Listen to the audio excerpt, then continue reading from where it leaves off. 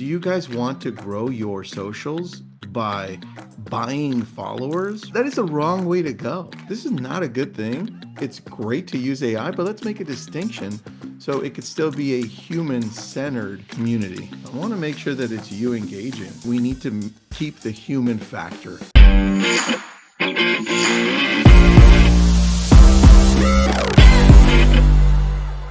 Welcome to Drunk on Social, everyone. Jeff usually does the honors, but he said, Tristan, you go ahead and do it today. I feel special, Jeff. Thank you so much. And Ryan, welcome to the show. Appreciate you. That's the first tip of the day. Pattern interrupt. Most of you don't do pattern interrupt enough in your videos. They're too cliche all the way across. You've got to do pattern interrupt. You got to change what you do in order to get people's attention. And that's what we just did, kind of by accident. That's so good. Lesson number 1, note that if you're taking notes. There you go. Here we go. We want to talk to you about AI, specifically in social media. If you're paying attention, which I think a lot of us are if we're listening to this, is X just upped their game with Grok.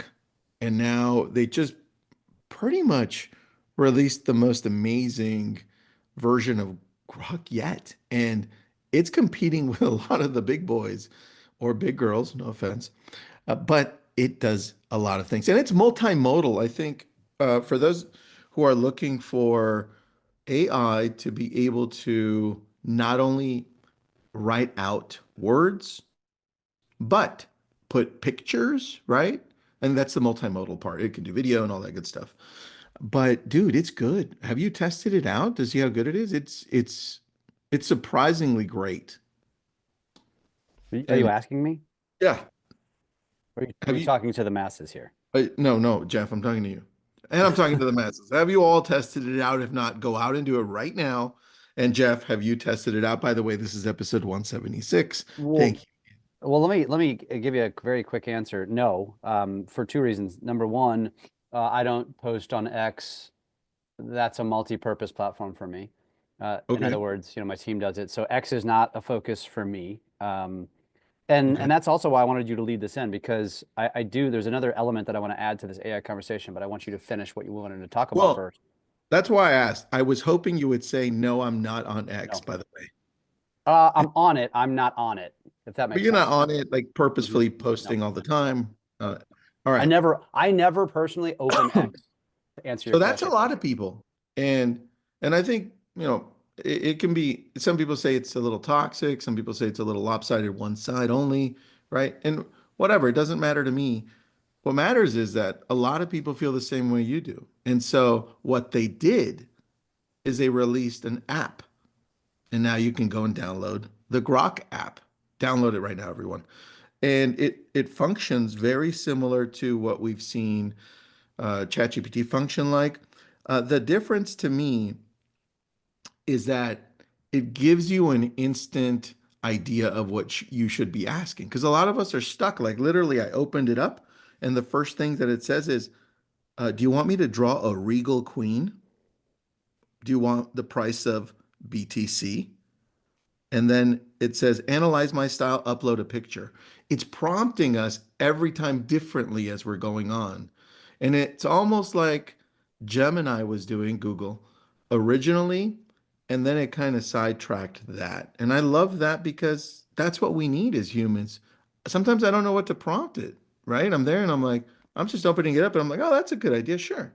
Right. And then it has all the deep search that everyone got excited about with DeepSeek, and it's got everything. And I love it, man. They actually did a very good job with this.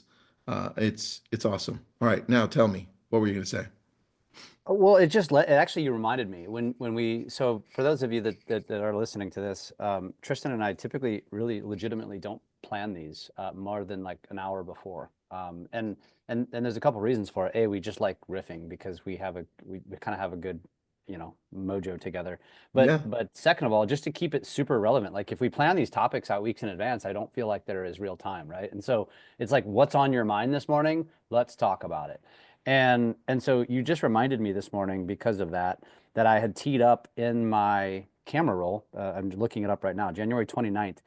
And you've noticed this before. And I'm going to talk about Instagram here for a second, where when you go to post and you get to the page where you can tag people, tag your location, etc., Yeah. there's a toggle that came around in the last, year or so. I don't know when exactly, but it says add AI label. Yep. And every platform has done this, I think, or is doing this. And it says we require you to label certain realistic content that's made with AI. And so I went down the rabbit hole a second and like clicked on the help center just to like, what is this? Yeah. Right. And so what I wanted to do and what I'm intending to do, and you're all getting a sneak peek of it, which is create some content giving my opinion about what this means and what I think this means for the future of social media as it relates to AI. But before I answer that, I want to ask your opinion. Why are the platforms, so as we're talking about AI and using AI, which I think most people, Tristan, when they think of AI, there are two camps, very few in the middle. One is completely oblivious and still not fully using it or at all, right? Mhm. Forgetting about it. Number two, the camp that says all in on AI and they're using it to, in their minds, become way more efficient literally replacing themselves. Hmm. I And then agree. there's not enough people in the middle that are just using it to enhance. That's me. That's you, right? Um, and so, what is your opinion about this whole AI label thing and what that means kind of for the future of social and AI? Yeah. So I think they figured out early on that if they didn't make a distinction between AI and human, social media platforms could become almost irrelevant because it would be AI communicating with AI posts, right? And then engagement with AI by AI, right?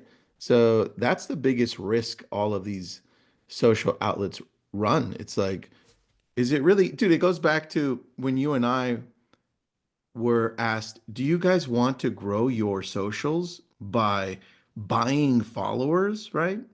Or and by buying the engagement, which by the way, there's a lot out there. Um, Still to this that's day, yeah. that is the wrong way to go.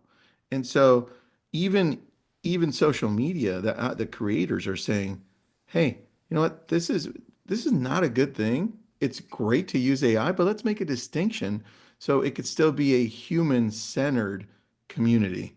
Right? Because that's what we value. I want to know, Jeff, what you're thinking and what you're posting.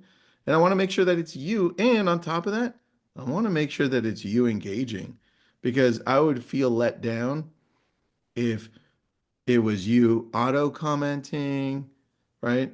Or you just DMing me, but it's really not you, it's your AI, right? That's why there's also a distinction there in DMing. It just takes away the reason I want to be part of a community in social media. And following you, Jeff, is a community. We all have our individual communities. So I think that's the biggest reason, right? We need to keep the human factor in there.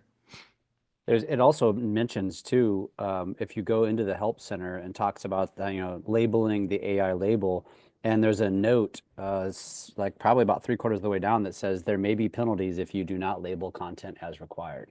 Mm, And these are the things that I want to point out to audiences. And I honestly think, Tristan, most people, at least my audience, will be like happy to hear what I have to share. Like, good, thanks. Like, good. I don't want it to go that way. And I honestly think you have more people in your sphere than I do that fall into this super innovative camp, which is, oh, this is great. This is going to replace me. It's going to make me have the ability to do more. And I don't know that the truth lies somewhere in between so much. I think, and that's why I kind of dig into these things because I believe that it's going to be like an ad.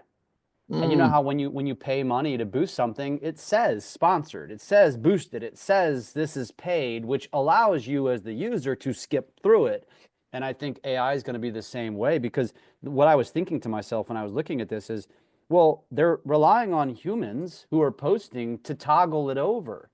And I, I hate to say this, but most of the humans that are trying to quote unquote cheat with AI are going to try to cheat by not labeling it as AI. And I think the platform eventually, if it's not already, is going to just like I got flagged on my Friday post on TikTok because What was I it?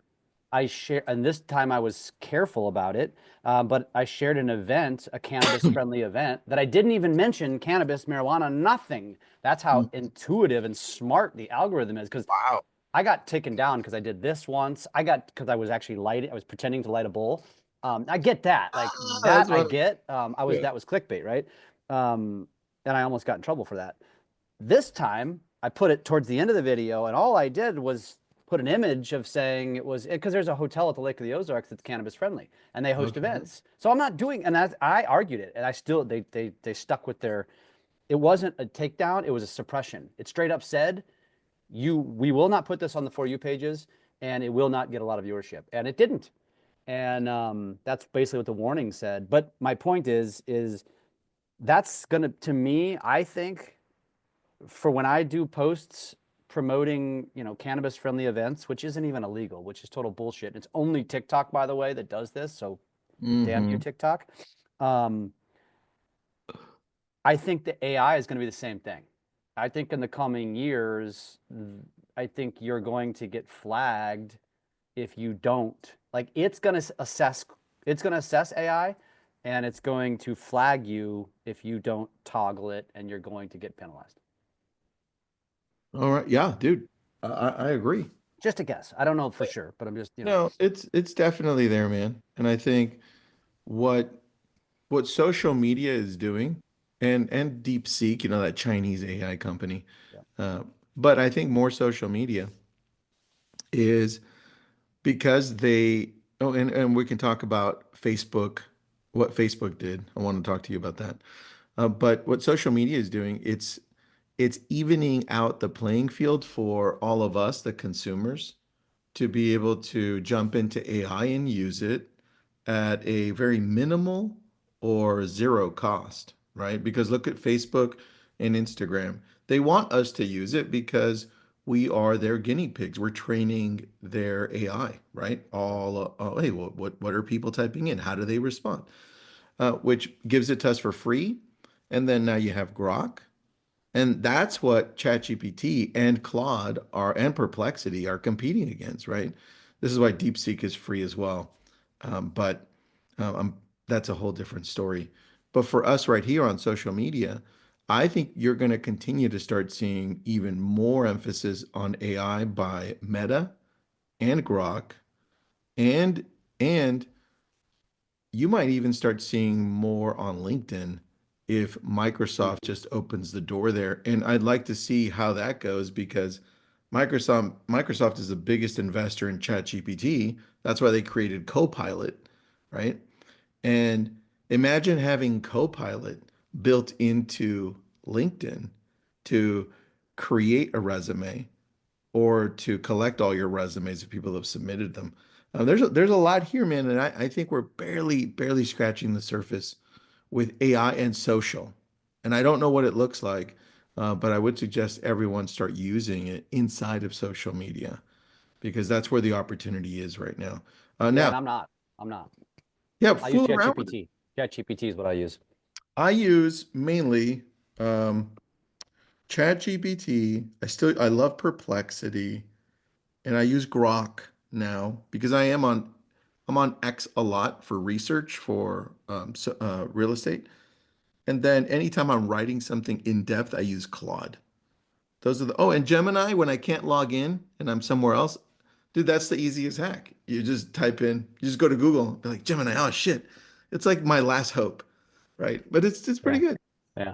All right. I think I love that, by the way, and that's where you and I come from very different camps because you are much more integrated into using AI than I am.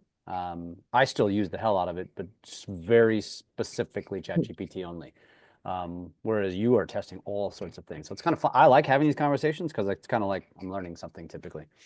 Dude, that's why I love talking to you because you're doing some other thing, and I'm like, oh, that's a fucking good idea. I need to do that, Yeah. right? So we motivate each other. All Hmm. right, talk to me about Facebook and videos, live streaming Oh, video. yeah. That was a headline, right? Yeah. They're taking down the lives after 30 days now. So if you're doing lives and you want them to basically live, or you thought they were going to live in your videos forever, which is how that it was, they're now being removed after 30 days, which to me means absolutely nothing because I don't go live on Facebook. Mhm. Um, I don't think it's gonna, I think it's gonna have minimal impact on anyone anyway, because I already think that most people aren't watching your lives anyway, because they don't want to watch, they know what they're signing up for. And then I think, I think this is simply a space saving move is all it is for Meta, if I had to guess. I mean, what's your take? You're more of the Facebook guy than I am. Yeah. I think you're right on, man. You look at the article, the quick released article of what they're doing. It's really to save space. And they even said nobody's going back and looking at these old videos that people upload, right? Nobody goes to Facebook and says, "Oh, well, at the search bar and be like, hey, what's happening in Malibu, right?" Nobody goes and does that. So your live video is dead. As soon as you finish posting it, consider it pretty much dead by the end of the day. And they Yeah, know that. And more yeah, importantly, they need to save server space because they're all in on AI and they need the server space for AI. I yeah. mean, they just did a round of layoffs and almost everyone that they laid off had nothing to do with AI. So, Mm. this whole AI thing is going to be fully integrated into all social. If I'm thinking social media, it's going to be interesting because you don't hear about how TikTok is working with AI as much, right, openly, but I know they are. You do hear definitely X working with AI because, I mean, he was part of the original people that started OpenAI with Sam Altman, right? So I was gonna say, and by he, you're talking about Elon. Elon, sorry. Yeah, Elon. And so you're definitely going to see a movement there. I wonder how that looks. I'm thinking if they keep moving, the next step is going to be if I log into Grok and I log in and I take a look at what I can do there. Um, I'm thinking video, man. I'm thinking you integrate into Grok. Hey, upload this video. Do me a favor, edit, right? Take out all the ums before you upload it live. Mm, That mm, is the future of social media integration with uploading video. that's really good. And TikTok is primed to do that because they have CapCut, but they haven't created that automation yet, like one click. Like I would upload a video, it would automatically, without me doing anything, take out my ums, Yeah, edit to optimize, right, and have it ready to go. That I think is kind of like adding captions. yes, Yeah. that I think is the next step, but I don't know when it's going to happen. And it's definitely not going to happen from Facebook and Instagram. They've gone a different route with AI.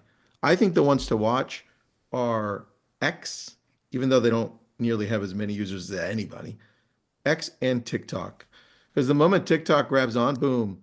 The one I'm surprised with, Jeff, is I wish YouTube would do something, man. They're the second most visited website in the world, and their editing capabilities are pretty primal in comparison to CapCut and TikTok.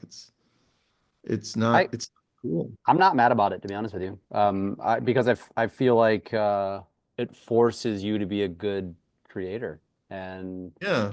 you almost the way, maybe this isn't intentional or not, but this is the way I look at it. The way YouTube, obviously YouTube, we all would agree that it's the lowest hanging lead. It's most bottom of funnel. If there was a bottom of funnel, YouTube's it, right? It creates the most bottom of funnel lead, and so everybody wants to attack it, but very few have the wherewithal to attack it because it's challenging. Long form is more time consuming. Long form is costly to all these things, and so I think it's almost, it may, again, maybe not intentional, but it's my take. It's YouTube's way of saying this is for the legit players, not anybody who wants to come in and use fancy technology to think they're going to be a player. And so for that, I kind of like it because YouTube is, Yeah, you such a make a good powerful point. platform. You know what I love? And slight change, thanks for reminding me, but I love that with YouTube and TikTok, the content, the content that's organically uploaded, not like the fancy, amazing shit that some of the YouTubers make, which is awesome, right? Like watching Netflix. I'm talking about just the regular people going up and uploading. It's very, it's, I feel it's sincere and you're telling me a story and I can connect with you. Yeah. And I love that. And I think that's why Facebook, that's why Facebook is eliminating the live videos because they all suck. Like who's on Facebook doing videos authentically and sincerely? Almost nobody, Yeah. right? I mean, it's true. I mean, honestly, I think most creators are shifting their live focus to TikTok. And Yeah. TikTok's much goofier. It's TikTok is more of like you're not actually going live to provide something of value in your video. You're going there to provide something to do for the audience to basically engage with a creator. And I say that because I want you to understand what I'm saying there. For most of you, that includes myself, TikTok Live is not, it's useless for me. My audience is not interested in it. I've tested it. Um, does that mean I'm going to not continue to test it in different ways? Sure, but for me, it's different. But I'm not, I see people live and they're literally just sitting there engaging and having a conversation. There's no agenda. There, to me, it's ridiculous, but I think that is what the younger generation, that's what they do for entertainment. And that is their Seinfeld. My generation, your generation, our generation, Tristan, watched television shows. They watch people live, and it's goofy, but um, you know, I have That's yet it, to man. master it. I love that. All right, everybody, thanks for tuning in. That's it. If you have any questions, let us know. Please send this to somebody that you think might want to listen to this. Brian, we're talking to you. So send it to all your friends. This way we can have like 10 followers instead of two. That'd be Have an really awesome nice. day. Thanks, Jeff.